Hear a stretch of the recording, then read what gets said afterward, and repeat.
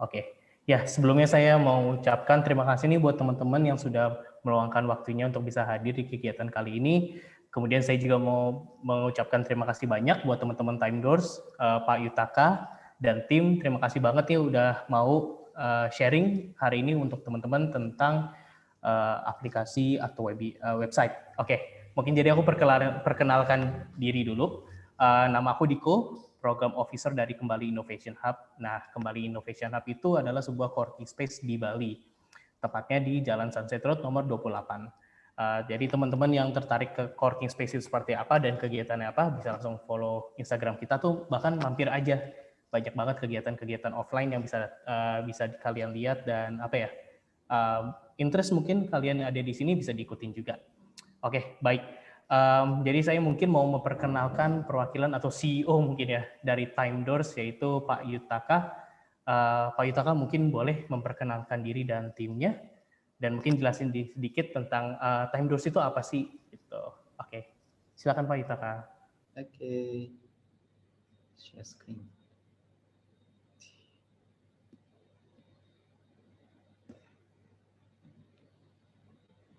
Oke, sudah share screen. Oke.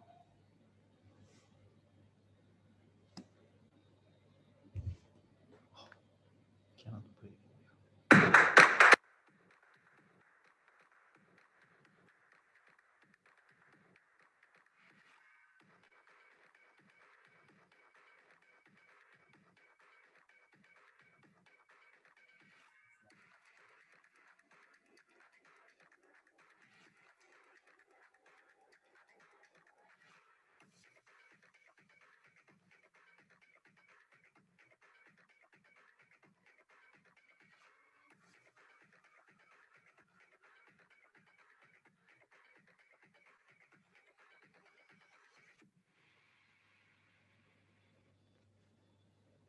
Okay.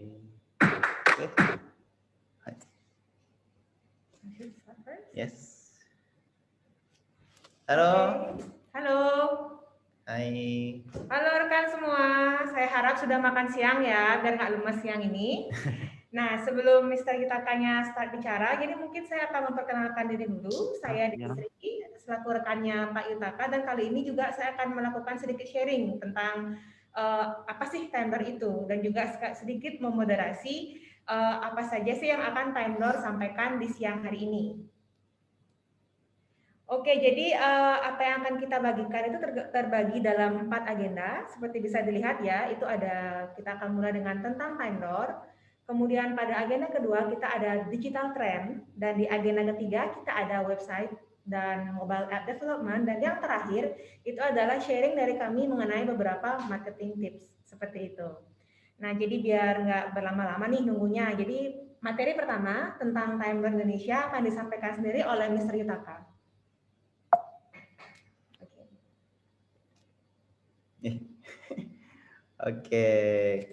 Oke, selamat siang semuanya. Nama saya Yutaka. Thank you. Nama saya Yutaka, saya CEO Time Door. Dan saya adalah orang Jepang dari Tokyo. Ya. Jadi saya hampir 7 tahun ya sudah di Indonesia. Jadi bahasa Indonesianya lumayan lancar. Jadi hari ini saya akan coba pakai bahasa Indonesia untuk menjelaskan tentang Time Door dan IT business. Oke. Sedikit tentang Time Door. Jadi tahun 2014 saya datang dari Tokyo. Terus langsung saya buka perusahaan ini, Time Door. Perusahaan saya adalah software house. Jadi kita buat website, aplikasi mobile, dan kita bantu online marketing juga, graphic design juga, seperti itu. Jadi Time Door adalah one stop IT service in Indonesia. Klien kami banyak ada di Bali dan di Jakarta juga dan negara lain juga. Ini layanan-layanan kami ya, jadi website development, mobile application development, online marketing, Dan kita punya kursus juga, kursus coding untuk anak. Jadi kita ajarkan coding dari tahun 6 tahun sampai 18 tahun. Oke. Basically, so far karyawan kami not 70 ya. Sekarang hampir 120 orang 120 orang kerja di perusahaan kami.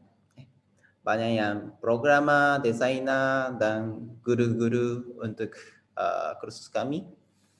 Dan hampir semua staf kami adalah orang muda.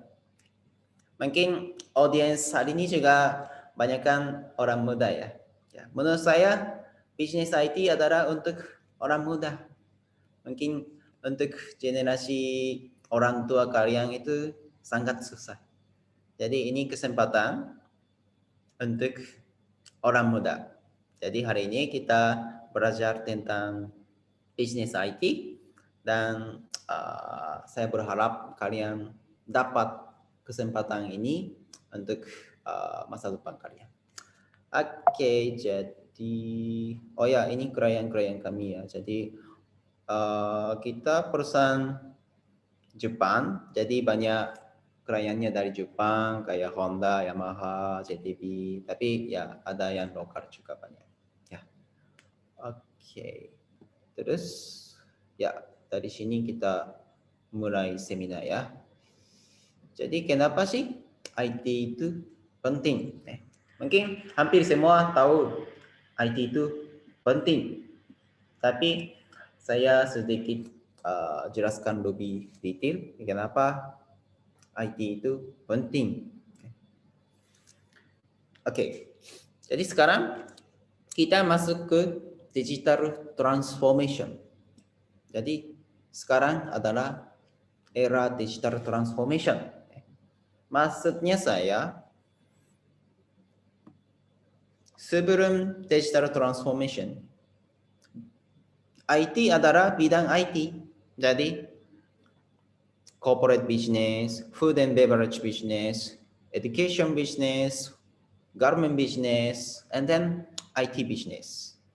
So, IT adalah salah satu industri in business situation.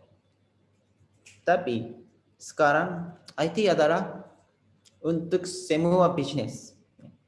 Jadi perusahaan-perusahaan semua harus pakai IT teknologi. Meskipun food and beverage, meskipun education atau garment factory harus pakai IT teknologi. That's the digital transformation. Gaya hidup kita juga sekarang berubah ya. Seperti kalian tahu, nggak ada orang yang baca koran. Nggak kita pakai brosur. Websitenya lebih user friendly ya. TV gamenya kita pindah ke mobile game. Percakapan communication also move to social media. Jadi kehidupan kami juga sekarang berubah. Oke, sekarang saya ada pertanyaan untuk kalian. Kalian tahu nggak 6 startup unicorn di Indonesia saat ini? Mungkin boleh di chat kalau tahu. Ada nggak? Silakan di chat. Tokopedia. Oke. Tokopedia. Gojek. Oke, benar. Benar. Gojek, Tokopedia. Bukalapak. Benar. Itu saja? 3 saja Kak unicornnya. Traveloka. Oke, Traveloka juga benar. Oke. Jadi ada Oppo, Bukalapak, Traveloka, JD.id. Kalau Grab atau Shopee itu ya enggak di Indonesia ya, mereka di Singapura. Oke. Jadi unicorn adalah perusahaan-perusahaan next huge company, next big company kan. Jadi next big company in Indonesia is all technology company. And sekarang kita di era new normal, ya. Di zaman COVID sekarang. COVID adalah sangat stressful ya, sangat apa namanya, pushing, stres cukup ya. Jadi kita harus jaga social distance, harus pakai mask, dari tired. Tapi new normal adalah new lifestyle menurut saya. Jadi ini kayak shopping, eating, working, entertainment, learning, dokter. Itu our lifestyle. Tapi setelah corona, kita lebih pakai e-commerce, kita pakai food delivery, workingnya menjadi remote work, entertainment change to streaming, learning also online, dokter also online. Jadi new normal adalah new lifestyle. Dan ini bukan temporary ya. Jadi new lifestyle di zaman corona itu akan berlanjut setelah COVID selesai, setelah kita vaksin. Kita tetap pakai Tokopedia, Shopee, Bukalapak. Kita tetap pakai GoFood, GrabFood. Kita tetap kerja di remote. Karena ini lebih convenience, lebih gampang, lebih nyaman. Jadi, COVID membuat akselerasi berubah kehidupan kami. Setelah ini, kita masuk ke era AI robot. Era AI robot adalah tentang pekerjaan kami. Jadi, dalam 30 tahun ke depan, 49% pekerjaan akan tergantian dengan digital. Jadi pekerjaan-pekerjaan ada yang sekarang hilang di 30 tahun berikutnya. Kayak gini ya. Oke, pertanyaan lagi. Pekerjaan apa yang akan tergantian dengan digital untuk kalian? Boleh dijawab di chat. Kira-kira di antara semua pekerjaan ini, menurut kalian yang mana yang akan tergantikan nantinya? Ayo, yang mau jawab silahkan coba di chat. Silakan. Kasya. Kasir, oke. Kasir. Ada lagi mungkin yang mau menebak? Factory worker. Dokter. Lawyer. Wow. Dokter, lawyer juga. Teacher, waiter, reception. Wow. Cashier. 6 dari 10. Wow. Oke. 6 dari 10 pekerjaan ini. Wow. Jadi ya seperti kalian pikir, mungkin banyak pekerjaan-pekerjaan akan tergantian digital. Menurut saya kayak gini-gini ya.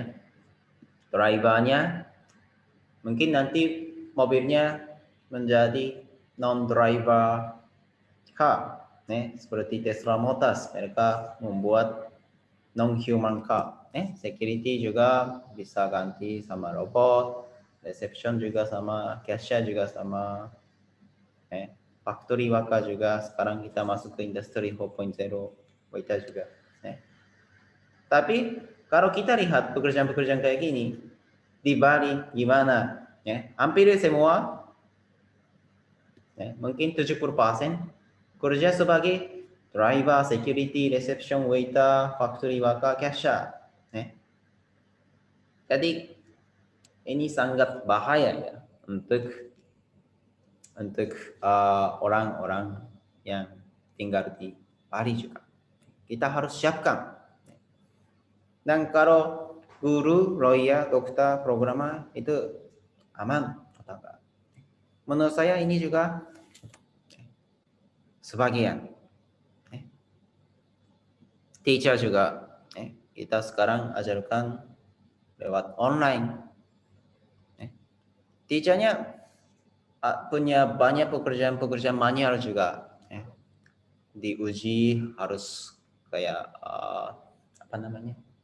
Make the score, ya, penilaian skor kalian. Mungkin kalau pakai AI, scoring ujian juga mungkin 5 menit selesai. Dokter juga, dokternya pakai banyak waktu untuk lihat CT scan, diagnose, tulis-tulis apa-apa. Itu juga kalau kita pakai AI, mungkin kerjanya lebih cepat.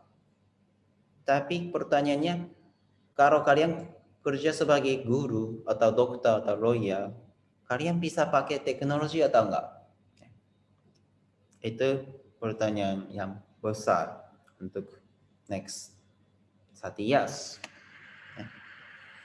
Jadi jika Anda tidak dapat menggunakan IT, tidak bisa bertahan hidup dari UN, ITN. Oke. Jadi kita harus belajar internet business. Sebelum online, sebelum internet, bisnis adalah semua offline. Offline business is basically within 5 km target. Like toko-toko, restoran, jual apa-apa, supermarket, dokter, kursus, everything basically targetnya di dalam 5 km. Tapi online business adalah targetnya unlimited ya. Karena kita semua punya HP, laptop, internet. Jadi kita bisa sambung anywhere, anytime. That's the internet business. Jadi kita harus ganti mindset ya, mindset bisnisnya dari offline business ke online business.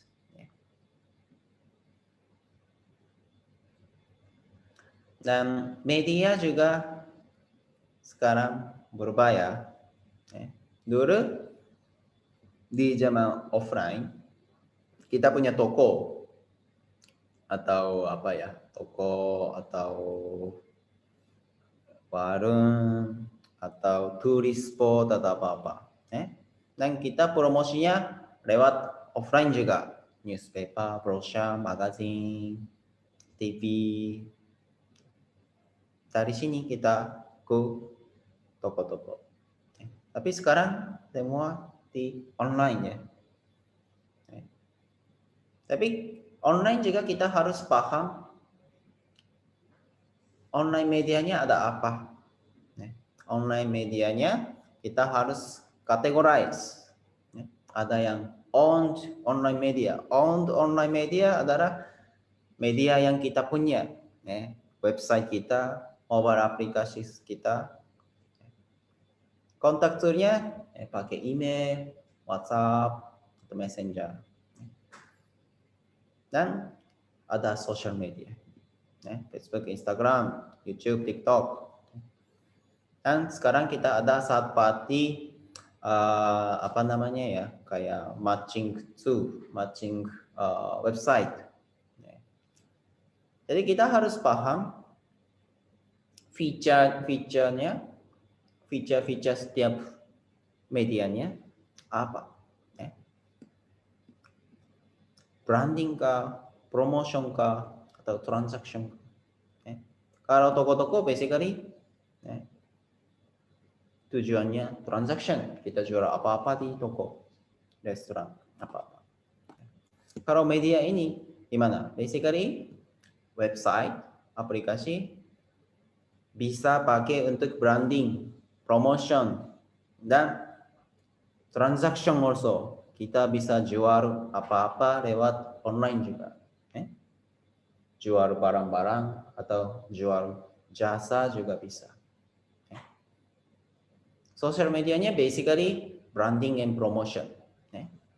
Jadi apa namanya ya?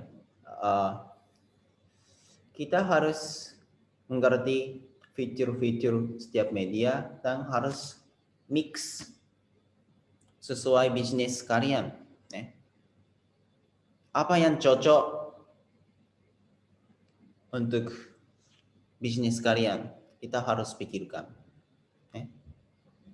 Cuma pakai Instagram adalah cukup untuk bisnis kamu atau enggak? Pakai Tokopedia saja cukup atau enggak?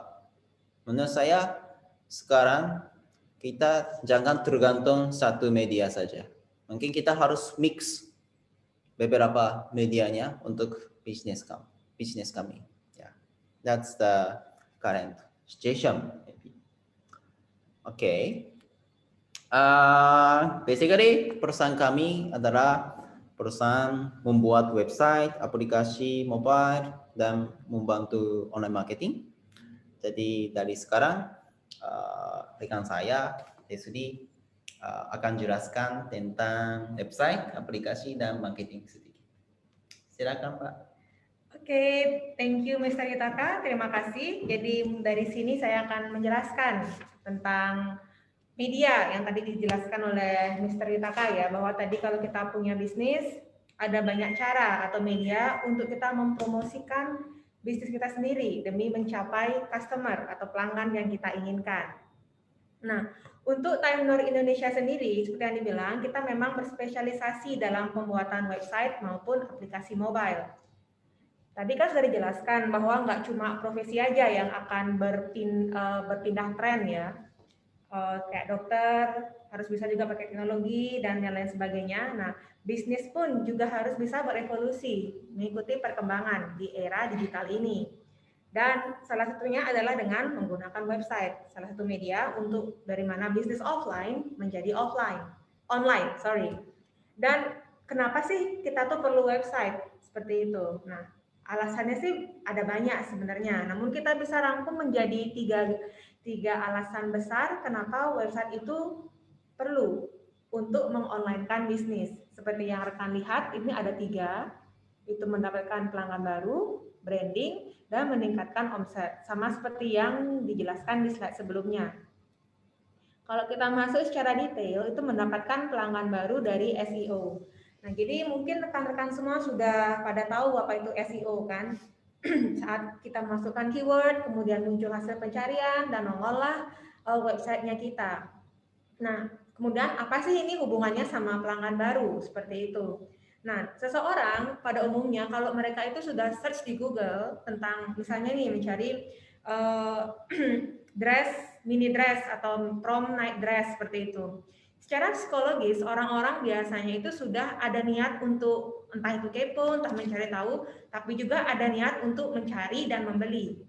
Nah, dengan adanya ini seseorang yang walaupun letaknya di luar pulau, jauh dari offline store kita, saat dia mencari dengan kata kuncinya itu dan keluar hasil pencarian kita, di sanalah ada munculnya potensi mendapat pelanggan baru dari SEO. Seperti itu. Sorry. Oke, saya lanjut.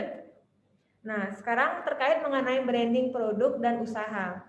Nah, pada dasarnya saat kita membuat website itu sama seperti kita membuat toko keduanya kita. Entah itu mungkin toko ketiga atau keempat ya untuk mereka yang punya banyak cabang. Tetapi dengan pembuatan website ini, itu kita juga perlu merawatnya seperti hanya dengan toko fisiknya kita.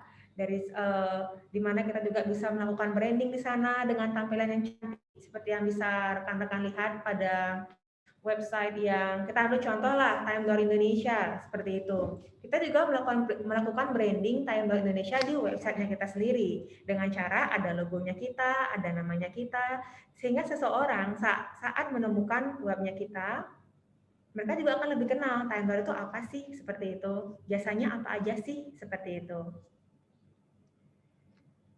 Next, setelah branding produk usaha, Oke, ini ada contoh lainnya lagi ya. Nah, kenapa sih ini ada kaitannya dengan branding produk atau usaha? Nah, ini balik lagi seperti halnya kita membuat toko fisik ya.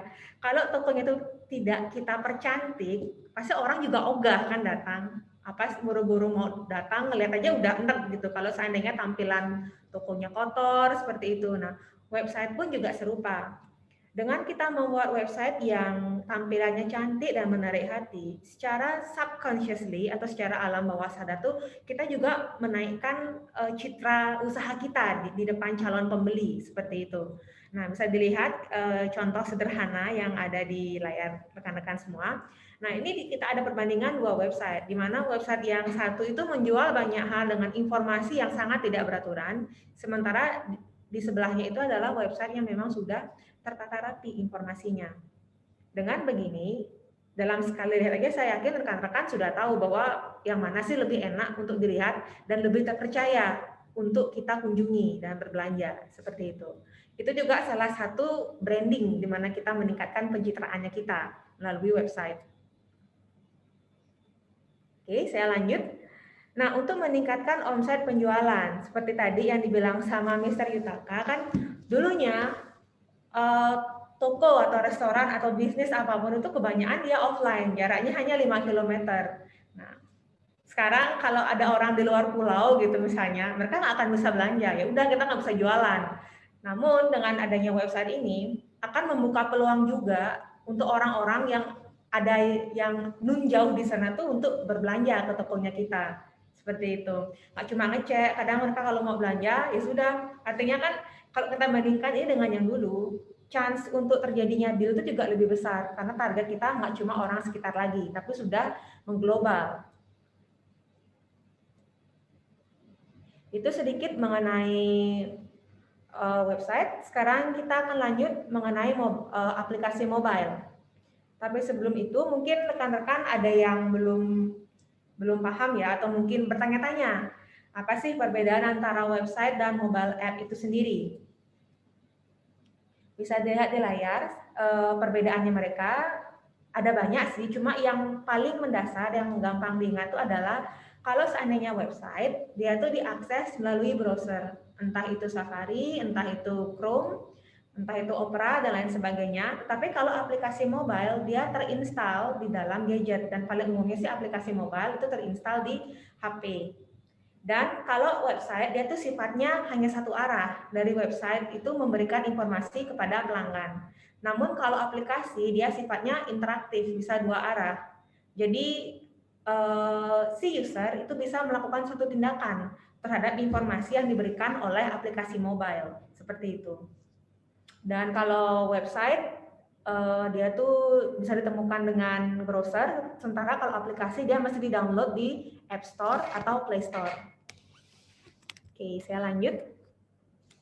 Nah, sekarang ini pertanyaan yang paling penting sebenarnya. Kalau sudah ada website, kenapa sih kita perlu aplikasi mobile? Memang apa pentingnya? Nah, kalau untuk pertanyaan seperti itu, ini lebih kepada strategi bisnis sebenarnya.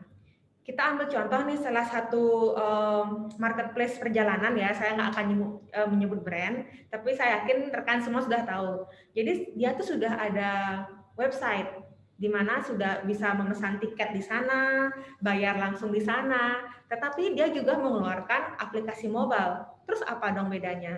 Nah, dari segi user, kalau seandainya memesan tiket perjalanan melalui aplikasi mobile, mereka akan mendapatkan lebih banyak benefit, entah itu promo ataupun cashback, dan juga beberapa keuntungan lainnya.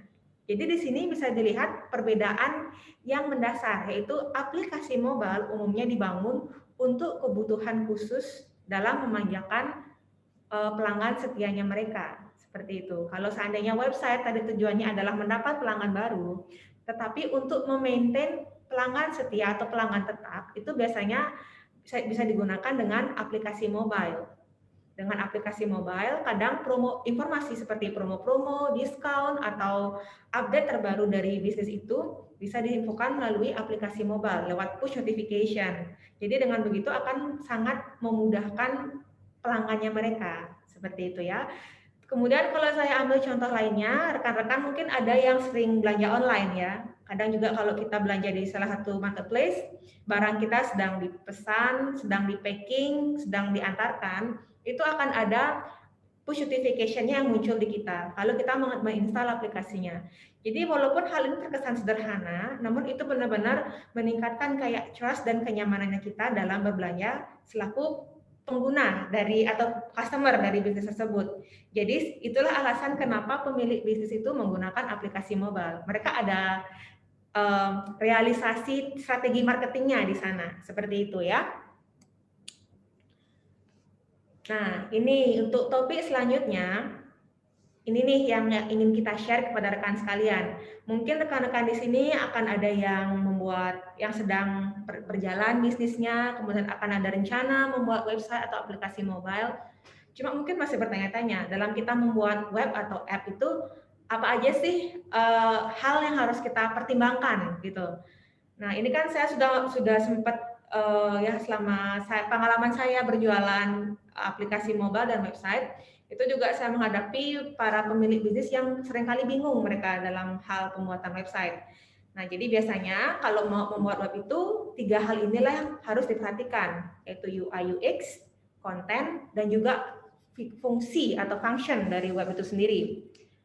Untuk UI UX sendiri itu secara dasar saja saya jelaskan. Nah, untuk UX itu kepanjangannya user experience, ini lebih kepada bagaimana kita menciptakan suatu pengalaman yang menyenangkan istilahnya untuk para user kita. Misalnya kalau kita booking nih, kita buka perusahaan, kita buka menjalankan akomodasi, bisa booking nih. Seseorang akan tekan book, itu lari webnya kemana? Apakah malah ke halaman home atau malah ke halaman galeri, seperti itu. Kalau malah ke halaman galeri, orang-orang kan bingung, ujung-ujung nggak jadi booking kan. Nah, itu user experience yang buruk, seperti itu. Jadi user experience ini memastikan bagaimana pengguna web itu dia tuh nggak kebingungan dalam menggunakan webnya. Itu ya user experience. Kemudian saya lanjut ke user interface. Ini secara dasar itu adalah tampilan visualnya, keelokannya, kecantikan dari web itu sendiri. Kemudian tata letak teksnya, besar teksnya yang nggak numpuk dan nggak bikin sakit mata. Dan UI ini juga salah satu bagian dari user experience. Kalau kita ngelihat desain yang bagus, tata letak yang cantik, itu juga menyenangkan kan untuk kita lihat webnya atau app-nya, seperti itu. Oke. Jadi untuk contoh UX-nya itu bisa dilihat seperti yang tadi saya bilang, desain yang cantik itu juga termasuk UX. Mobile friendly website salah satunya sekarang sudah pasti kebanyakan tuh orang-orang ngecek apa-apa melalui gadgetnya mereka, handphone, jadi harus mobile friendly juga. Font yang mudah dibaca dan arahan yang mudah dimengerti. Ini kita sebut dengan istilah navigasi. Namun selain itu sebenarnya ada juga UX yang secara tidak langsung berhubungan dengan penggunaan sistem itu, yaitu adalah bagaimana cara pemilik bisnis dalam memperlakukan pembelinya. Contohnya nih, seperti yang terlihat di layar, itu produk tiba secepatnya setelah dipesan, customer service yang sopan, dan kualitas produk yang tinggi. Nah, ini walaupun nggak ada hubungannya nih dengan website development ya, karena ini kan full sudah cara kita melayani pembeli. Jadi bayangkan saja jika Anda ada di posisi pembeli, kita pesannya hari ini, kemudian tibanya 2 bulan kemudian, kesel kan, nggak akan datang lagi. Nah, jika seandainya kita pesan sekarang dan flow-nya itu informasi kapan dia sampainya itu benar-benar dipenuhi oleh si pemilik bisnis, itu juga salah satu cara untuk meningkatkan experience atau pengalaman yang menyenangkan dalam dia berbelanja. Customer service-nya juga jika seandainya seseorang ngechat kemudian baru dibalasnya minggu depan, itu juga ya kita pasti rada-rada kesel juga kan. Nah, pastikan juga kalau Anda menjalankan bisnis dan ada customer service-nya, itu pastikan mereka fast respon. Dan tentunya adalah memastikan setiap produk yang kita buat itu terjamin kualitasnya. Semua inilah termasuk dalam user experience. Next, setelah UI UX kita ada konten. Nah, konten ini mencakup berbagai macam informasi yang akan kita muat di dalam website maupun aplikasi. Bilang seandainya kalau membuat konten website tentang hotel seperti itu ya, yang menjual roomnya, pastikan foto-foto tentang roomnya, informasi harga, dan deskripsi apa saja yang tersedia dalam setiap room itu ada. Sehingga nanti website developernya itu sudah tinggal membuat webnya saja, seperti itu. Karena konten ini selain juga berfungsi membantu para web developer dalam menentukan desain webnya, dia paling utama itu tertuju kepada calon pembeli Anda. Kalau seandainya informasinya tidak lengkap, kualitas fotonya buruk, ya mereka juga tidak akan jadi beli atau jadi memesan kamar melalui website, seperti itu. Pastikan sebelum membuat website, kontennya itu sudah siap dan sesuai. Saya lanjutkan, ini masih terkait tentang konten. Beberapa pertanyaan yang sering saya dapatkan daripada para pebisnis yang mau buat web itu, mereka sering kali bilang, Mbak, saya mau buat web, udah gitu aja. Mereka nggak akan jelaskan web seperti apa, seperti itu. Jadi kalau rekan-rekan ingin membuat web, pastikan kalau seandainya 3 hal ini ya, misalnya saya ingin melihat tampilan produk secara detail, gitu sebenarnya ya. Nah, pastikan posting banyak gambar. Kemudian kalau ingin pergi ke tokonya dan melihat langsung, pastikan ada peta di webnya. Jadi usahakan posisikan diri Anda itu kepada di posisi calon pembeli. Jika seandainya Anda selaku calon pembeli dan melihat web, apa yang ingin kalian lihat selaku calon pembeli, seperti itu. Akan terbayanglah apa saja yang cocok untuk ditampilkan di web. Saya lanjut. Nah, ini juga ada hubungannya dengan berpikir layaknya pembeli, seperti itu ya. Seperti yang tadi saya bilang, itu adalah function atau fitur. Nah, ini sama seperti yang saya bilang, kadang calon pembeli itu datang kepada kami hanya bilang, Mbak, saya mau buat aplikasi, berapa harganya? Mbak, saya mau buat web, berapa harganya? Tapi mereka nggak bilang itu mau kayak gimana. Itu sama seperti, Mbak, saya mau buat rumah, berapa harganya? Mereka nggak bilang rumahnya itu mau tingkat berapa, mau isi apa aja di dalamnya, seperti itu. Jadi sebelum rekan-rekan membuat website maupun aplikasi, tentukan dulu fiturnya itu mau apa aja. Dan untuk menentukan fitur itu, kembali lagi adalah user view atau posisikan diri Anda selaku calon pembeli. Kira-kira jika ingin agar pembeli Anda itu bisa langsung booking melalui web, ya udah kita harus ada booking functionnya atau fitur reservasi di dalam webnya. Kalau ingin agar dari web itu orang tahu informasi dan datang ke toko visi Anda, jika memang begitu modal bisnisnya, ya udah di web harus ada peta yang menunjukkan arah ke tempat toko visinya. Kalau agar mereka bisa langsung belanja di sana, cek produk, belanja dan bayar, ya sudah ada shopping cart functionnya sekaligus online payment. Seperti itu ya. Jadi pastikan sebelum membuat website atau aplikasi, think like a user, berpikir selayaknya pembeli, dan listing fitur-fitur apa saja yang mau diletakkan di dalam web atau aplikasinya. Oke, jadi itu sedikit mengenai aplikasi dan web. Sekarang pasti akan bertanya-tanya misalnya orang-orang itu, gimana sih cara membuat website atau mobile app? Sebenarnya sih caranya gampang banget ya. Ada 3 ya Mas Rita Kasang ya. Kalau ya ada banyak ya, tapi kita rangkum menjadi 3. Nah, kalau seandainya rekan-rekan itu tipe orang yang memang saya ingin fokus jualan lah, nggak usah sibuk mikirin web dan app, bisa memesan ke software house. Contohnya Timbre Indonesia. Ada juga banyak lainnya. Dan ini biasanya startnya ya mungkin 10 juta ke atas, tergantung dari kebutuhan sistemnya. Tapi kalau seandainya rekan-rekan ini tipe orang yang suka yang kreatif nih, mau buat sendiri juga bisa kok. Sekarang kita sudah ada Wix, Shopify, WordPress, dan Bubble itu bisa membuat sendiri dengan tools atau template. Ini kita sekitaran yaitu harganya 3 jutaan kalau memakai mereka. Dan ada juga nih yang lebih ekstrim nih, lebih greget dia tuh buat sendiri. Ya kalau buat sendiri ini ya udah nggak perlu bayar, cuma perlu belajar coding seperti itu ya. Jadi silakan dipilih mau yang mana, karena ini juga berdasarkan kebutuhan dari rekan-rekan selaku pemilik bisnis.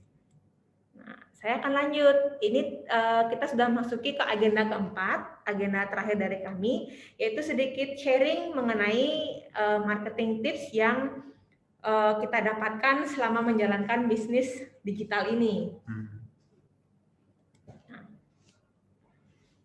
Kenapa sih susah menjual seperti itu? Tapi kita seringkali bertanya-tanya kenapa sih susah menjual. Namun saya merasa ya sebaiknya pertanyaan ini kita nggak usah fokuskan, tapi fokuskan perhatian kita what it takes to sell. Kalau kita mau menjual, apa sih yang harus kita miliki seperti itu ya. Kita coba ganti mindsetnya kita. Kalau kita mau menjual, apa sih yang harus kita miliki? Skill apa sih yang harus kita miliki? Nah, ini baik Anda menjual jasa maupun menjual produk retail seperti itu kayak produk fisik, sebenarnya prinsip marketingnya itu tetap sama. Juallah solusi, bukan produk seperti itu ya. Karena kalau kita analogikan seperti yang bisa dilihat di Theodore Levitt yang katakan people don't want a quarter inch drill, but they want a quarter inch hole seperti itu. Yang mereka inginkan itu adalah solusi, tapi bukan produk. Jadi dalam Anda menjual produk, entah itu produk jasa maupun barang, pastikan saat mendekati calon pembeli itu, lihat dulu mereka kebutuhannya apa, dan tawarkan solusi. Jadi kalau kita misalnya ini kita ambil contoh bisnisnya kita ini ya, nah drill atau bornya itu adalah tools, ya produk seperti itu. Dan produk yang Timedor jual adalah website dan aplikasi. Tetapi yang customer inginkan itu adalah lubang atau hole, yang mana adalah kita analogikan itu solusi, yang dimana umumnya klien yang datang ke kami itu mereka inginnya itu meningkatkan penjualan, meningkatkan efisiensi kinerja timnya mereka, dan juga branding. Jadi selama saya melakukan penjualan web dan aplikasi ini, saya selalu akan memulai dengan permasalahannya mereka apa dulu seperti itu dan apa saja solusi yang kami tawarkan. Setelah saya komunikasi dengan mereka dan paham solusi apa yang mereka tentukan, barulah saya akan mulai dengan penjelasan mengenai produk kami, yaitu website dan aplikasi seperti itu.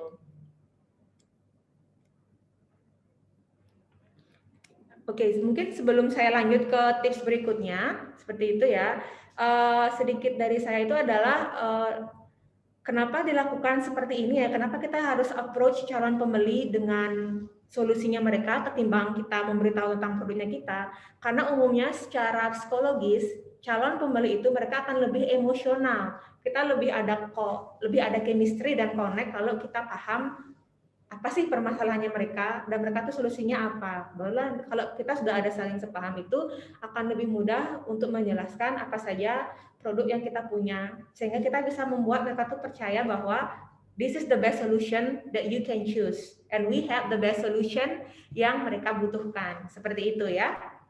Kemudian tips lainnya adalah cobalah memahami audiens. Dengar dan sesuaikan cara pendekatan. Beda tipe pembeli, beda tipe pendekatan.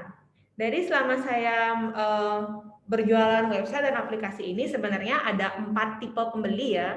Pertama tipe direktur, kedua tipe pemikir, ketiga itu tipe sosial, dan keempat itu tipe penghubung. Kalau tipe direktur itu mungkin rekan-rekan sudah sempat temui adalah tipe calon pembeli yang dia tuh mau kita menjelaskan to the point. Nggak usah lah basa-basi, nggak usah ice breaking talk. Ada seperti itu. Ada juga yang tipe pemikir. Tipe pemikir ini paling susah loh untuk kita hadapi karena dia tuh akan nanya, produk Anda apa? Kemudian dia nanyain dari A sampai Z, fitur-fiturnya apa saja yang bahkan belum tentu dia akan pakai dan dia butuhkan. Contohnya nih, seseorang datang ke saya, Mbak, saya mau membuat website seperti itu. Dia akan nanya, Mbak itu pakai bahasa apa? Kemudian dia tuh akan nanya hal mengenai berapa orang nanti yang akan membuat websitenya. Kemudian apakah bisa saya langsung ngomong sama direkturnya dan lain sebagainya. Dia menanyakannya A sampai Z, padahal yang dia butuhkan itu hanya website. Nah, tapi it's okay karena ada banyak tipe. Kemudian tipe ketiga tadi yang saya bilang adalah tipe sosial, di mana orang ini adalah dia itu akan melihat bagaimana latar belakang sosialnya kita sebelum berbelanja. Apakah perusahaan kita eksis di sosial seperti itu. Dia pengen kenal kita lebih dekat dulu. Biasanya orang seperti ini saat mendekati saya itu untuk cari tahu tentang website, mereka akan lebih kepada menanyakan hal-hal yang kayak humor seperti itu, mereka akan lebih enak untuk diajak ngobrol, sehingga akhirnya kita lanjut kepada topik mengenai website seperti itu. Kemudian tipe terakhir seperti yang tadi saya bilang itu adalah tipe relate. Mereka ini lebih emosional. Kadang mereka akan malah curhat kepada kita tentang bisnisnya dan kehidupannya, dan kalau kita bisa relate dan menjalin komunikasi, nah di sanalah kita akan lebih mudah memperkenalkan produknya kita. Jadi untungnya satu dari keempat tipe ini pasti akan sesuai dengan cara rekan-rekan dalam menjual. Namun untuk menjadi sales yang efektif atau menjadi tim marketing yang efektif, ada baiknya Anda itu bisa menghadapi 4 tipe orang ini. Dan jangan sampai memaksakan cara Anda berjualan itu terhadap satu tipe. Seperti contohnya, kalau saya boleh share, saya tuh dulu tipenya adalah tipe yang menjelaskan informasi to the point banget.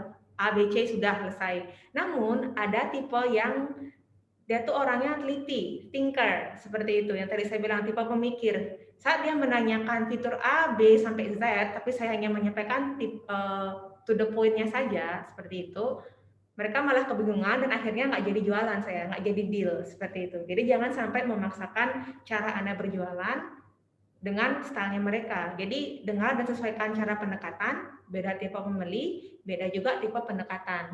Seperti itu. Nah, ini salah satu contohnya mungkin, kita juga mungkin sering melakukan hard selling ya dengan seperti ini. Hard selling nggak salah kok, karena itu dalam tahap awal. Namun, dalam kita melakukan hard selling, ada satu trik juga gimana cara kita melakukan one step ahead lah daripada hard selling, yaitu dengan pendekatan personalized message seperti itu. Jadi siapa yang akan tipe customer apa yang akan Anda hadapi seperti itu, seperti yang tadi saya bilang, dan silakan di list bagaimana cara pendekatannya. Kalau misalnya dia tipenya itu orangnya sibuk, tipe direktur lah saya bilang tadi, ya sudah sampaikan personalized message yang pendek dan to the point seperti itu. Kalau tipenya dia itu tipe orang yang sosial, sampaikanlah pesannya itu yang lebih kayak bro gitu, kayak bersahabat gitu pesannya. Dan ini sedikit dari kami setelah sekian tahun saya berjualan web dan aplikasi. Kami simpulkan sih kalau setelah kita melakukan direct meeting dan melakukan diskusi langsung dengan calon pembeli seperti itu chance untuk closing atau dealnya itu lebih besar daripada hanya chat maupun telepon. Karena dalam kita memahami audiens, kita tuh harus mendengar. Kalau kita mau berjualan, kita tuh harus pandai juga dalam mendengarkan. Mendengarkan nggak cuma verbal, tapi juga bahasa non-verbal dari calon pembeli. Seperti itu. Setelah kita ketemuan, kita akan bisa melihat bagaimana mimiknya mereka dan bagaimana cara kita pendekatan kita pun juga akan bisa kita sesuaikan dengan calon pembeli ini. Seperti itu. Oke deh, itu dari kami. Sedikit sharing mengenai tip marketingnya. Jadi rekan-rekan baik apapun bisnisnya, jasa maupun retail, pada dasarnya konsep pendekatan untuk calon pembeli itu sama ya. Jual solusi dan dengarkan. Dan di akhir agenda ini, di hari informasi, kami akan ada spesial promo nih untuk rekan-rekan di sini.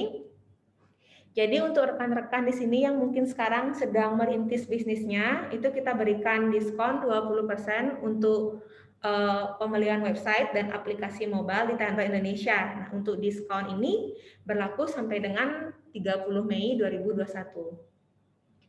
Jadi silakan hubungi kami atau Mr. Yutaka, nanti bisa diminta kontaknya dengan host dari Kembali ya, kontak kami.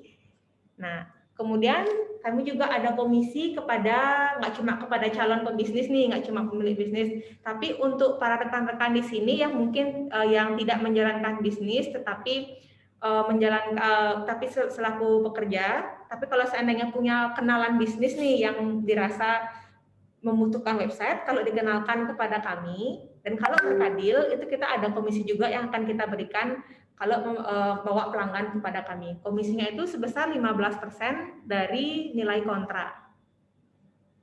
Silakan dicatat ya, nanti silakan dicatat nanti rekan-rekan semua kalau seandainya ada mau buat web, ada diskon. Kalau seandainya bawa teman yang mau buat web, itu kita ada komisi juga yang kita share. Oke deh, itu dari kita ya, Mas Rita Kaya. Ya. Oke, thank you so much. Maaf kalau saya panjang lebar tadi ngomongnya. Jadi sekarang kita Yeah, it's so long. sorry. It's okay. Jadi sekarang kita buka sesi tanya jawab. Mungkin waktu dan tempat saya kembalikan kepada host. Ya, terima kasih banyak Pak Yutaka dan Kak, maaf tadi Kak siapa? Desri. Desri, ya terima kasih banyak banget.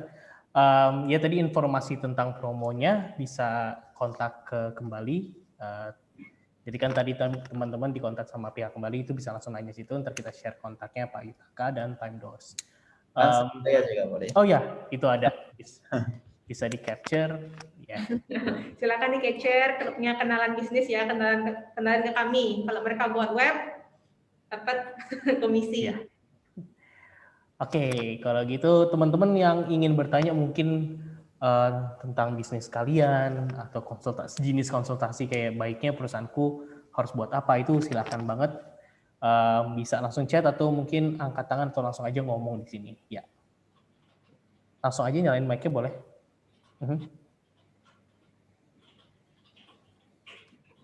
Halo. Halo. Halo. Saya ingin bertanya nih. Ya. Bagaimana caranya jualan online itu menggunakan media seperti media Tokopedia atau Bukalapak? Misalnya ingin jualan makanan atau barang-barang lainnya. Tanpa gimana ya? Saya ingin sih jualan di sana, tapi ada kesulitan sedikit. Itu. Kesulitannya di mana ya Pak ya? Kadang-kadang jarang ada gininya pembelinya gitu. Oh, oke. Jadi pemasarannya bisa tapi jualannya susah gitu ya Pak ya? Ya. Apa mau jual di Tokopedia atau Bukalapak tapi susah dijual? Nggak ada. Ya.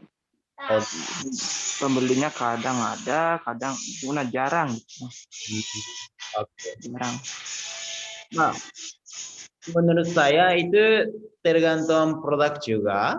Saya kurang tahu Bapak jual apa. Mungkin di Tokopedia mungkin belum ada banyak yang mau cari makanan-makanan. Tapi at least saya rekomendasi Bapak harus improve kelihatan di Tokopedia. Soalnya Tokopedia juga punya algoritma, sistem mereka sendiri. Itu apa? Itu basically mereka diputuskan urutan muncul produk-produknya. Mereka ada algoritmanya. Ada berapa orang menjual, berapa orang membeli produk Bapak, berapa bintangnya, apa namanya, reviewnya bagus atau enggak, komen-komen bagus atau enggak, response time-nya dari chat bagus atau enggak, itu mereka punya algoritmanya. Jadi kalau kuah Bapak bagus dari point of view Tokopedia, mungkin kemungkinan produk Bapak bisa naik ke atas. Jadi Bapak harus buat strategi gimana cara muncul produk Bapak di posisi atas. Dan satu lagi harus menjaga kelihatan user experience, user interface. Jadi gambar-gambar Bapaknya kelihatan enak atau enggak. Ada berapa foto yang kelihatan enak masuk ke Tokopedia. Mungkin kalau Tokopedia bisa masuk video juga ya. Kalau videonya kelihatan enak banget, mungkin possibility yang bisa menjual akan naik. Mungkin seperti itu sih dari saya. Oke. Gimana Pak, sudah menjawab ya? Iya. Oke. Ya, berikutnya ada pertanyaan dari Pak Ucok. Kalau pesan website di Timesdoor, hostingnya di mana ya? Sorry, gimana? Kalau pesan website di Timesdoor, hostingnya di mana ya? Gitu. hostingnya di Singapura atau Jakarta. Oh, Tergantung, tergantung. Tergantung biasanya Bapak. Jadi kadang ada yang request di kami langsung hostingnya, atau kadang mereka menggunakan hostingan sendiri. Kalau seandainya menggunakan jasa hostingan di Timedor, kita itu hostingannya ada di Jakarta dan juga Singapura. Kalau seandainya request di awal ingin menggunakan hosting sendiri juga bisa. Oke. Ya mungkin terjawab ya Pak Ucok. Kemudian ada pertanyaan dari Pak Indra. Saya ingin bertanya, dalam menghadapi persaingan dengan perusahaan pembuat website lain, apa yang menjadi win solution yang ditawarkan Timedoors? Jadi mungkin perbedaan dari yang lain, Timedoors itu ada apa sih itu? Ada apa? Ada banyak sebenarnya. Basically seperti kita jelaskan hari ini. Seperti yang kita jelaskan hari ini. Kita adalah bukan cuma membuat website. Kalau membuat website saja itu gampang. Kan ada, seperti tadi kita bilang, ada template-nya, atau ada yang jasa yang lebih murah daripada kami. Tapi kan kita jaga hasilnya, enggak harganya. Jadi kita akan membantu gimana cara menjual atau mempromosikan bisnis kalian. Jadi kita jaga user experience-nya, not only user interface. Kita mungkin bisa advice tentang konten atau fungsi-fungsi.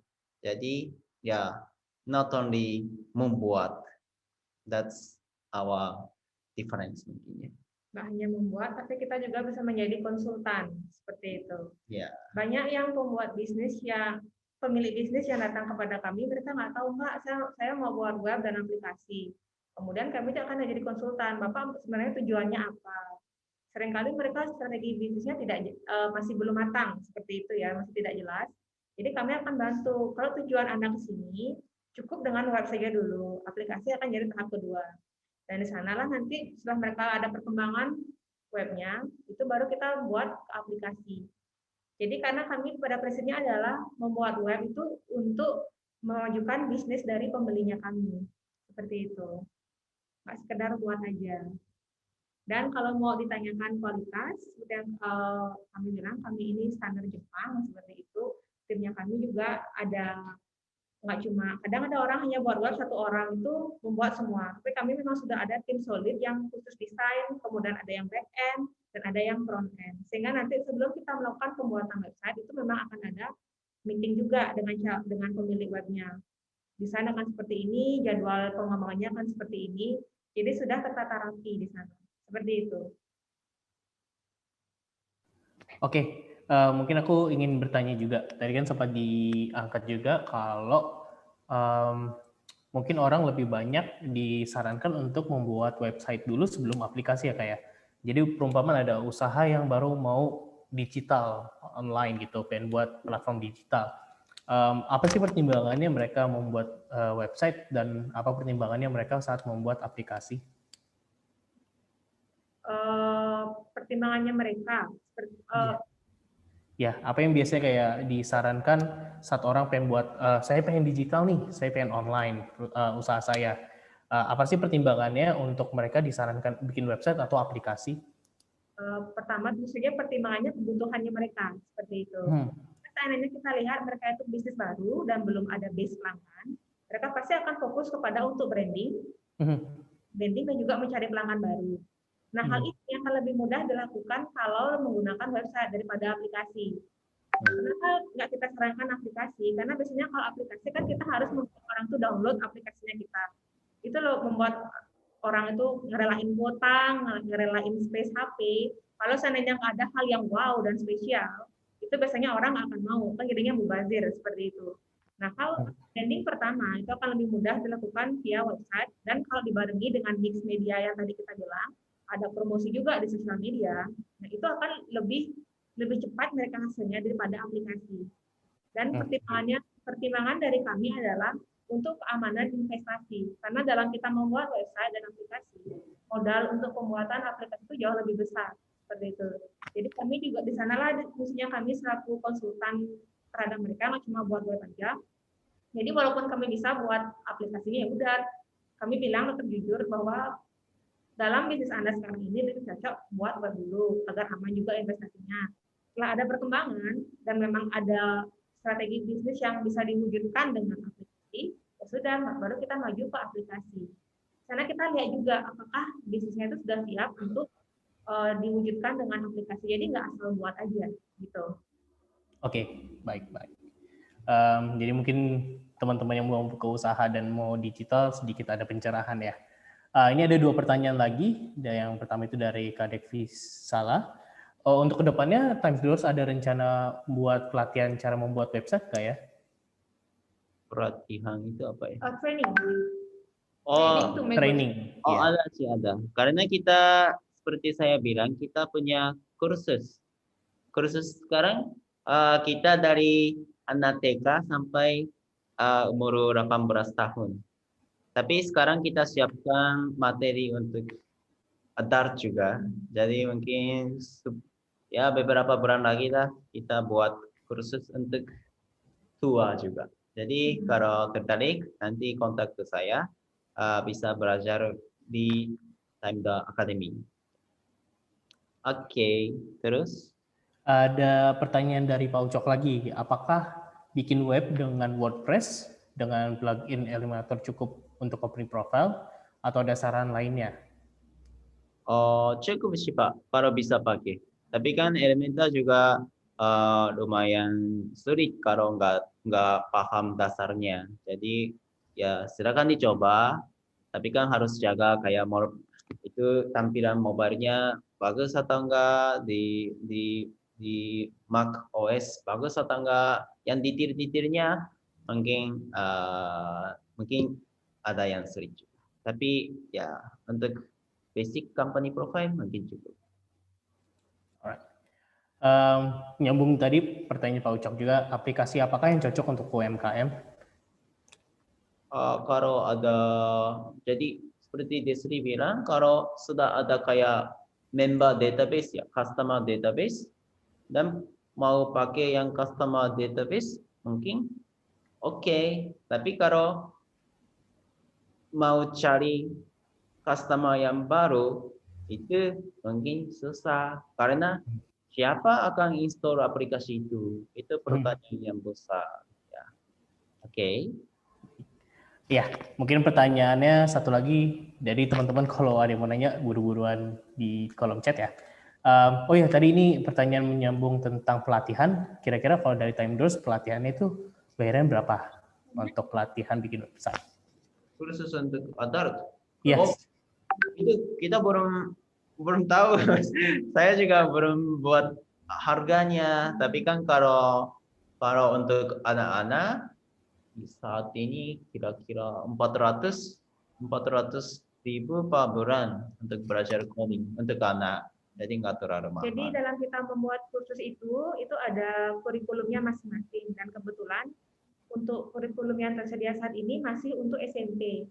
Nah, kita akan luncurkan kurikulum untuk SMA, baru untuk umum seperti itu. Masing-masing mereka ada level pengajarannya tersendiri.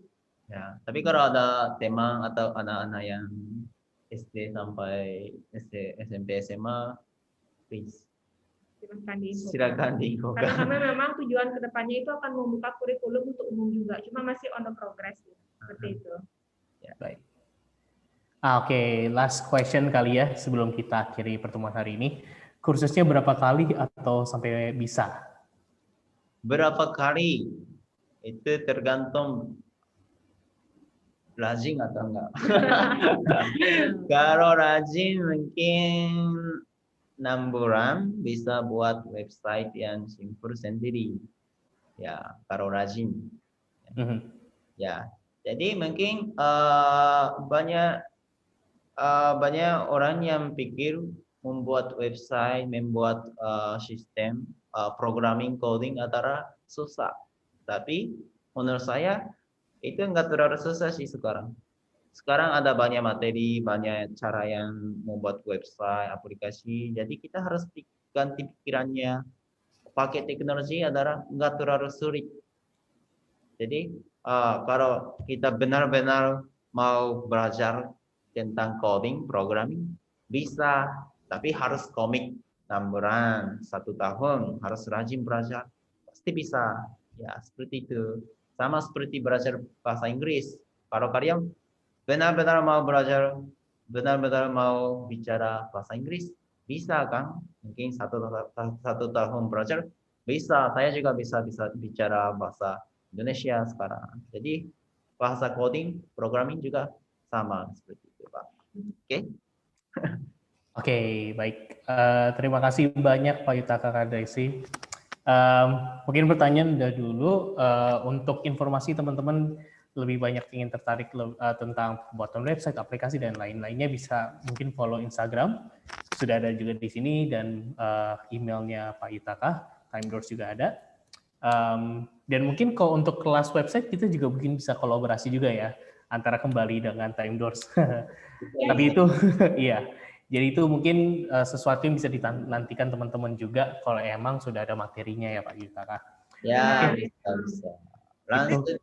Bikin kontak ya Pak Diko ya. Iya, pastinya. Jadi kalau teman-teman emang banyak yang tertarik, ntar kontak aja yang sudah kontak teman-teman dari kembali. Kak, kita pengen nih buat kelas website. Ntar aku coba hubungkan dengan Time Doors. Mungkin kita bisa kolaborasi dan bikin di kembali Innovation Hub. Jadi offline gitu, lebih enak gitu. Oke, kalau gitu aku Diko mau mengakhiri kegiatan webinar hari ini. Sebenarnya terima kasih banyak buat teman-teman dari Time Doors. Mungkin kita bisa foto dulu. Foto? Yes, foto bersama. Oke. Gimana caranya? Oke. Oh, jadi saya stop share. Yes. Sip. Oke, teman-teman mungkin bisa menyalakan kameranya. Oke, ditunggu ya teman-teman. Semuanya boleh banget kok. Ntar kita biar bisa posting juga di Instagram Time Doors dan juga kembali. Nah, buat teman-teman yang mungkin tadi skip sedikit tentang materinya, ntar kembali akan ngepost video ini di YouTube kita. Jadi teman-teman bisa nonton lagi dan materinya pun bisa dibaca-baca lagi. Jadi mungkin bisa ditunggu hari ini atau besok. Mudah-mudahan udah upload. Oke. Yang lain?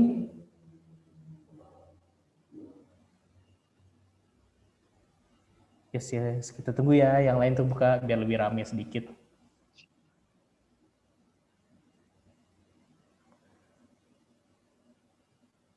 Oke.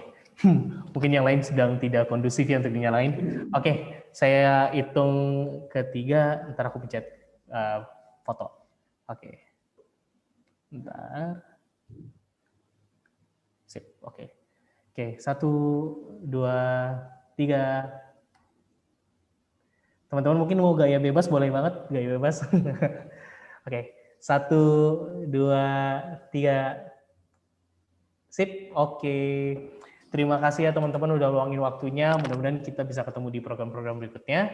Sekali lagi saya ucapin terima kasih untuk teman-teman dari Time Doors, Pak Yutaka. Mudah-mudahan kita bisa kolaborasi juga untuk waktu ke depan. Mungkin itu saja dari saya. Sekian dan saya ucapkan terima kasih.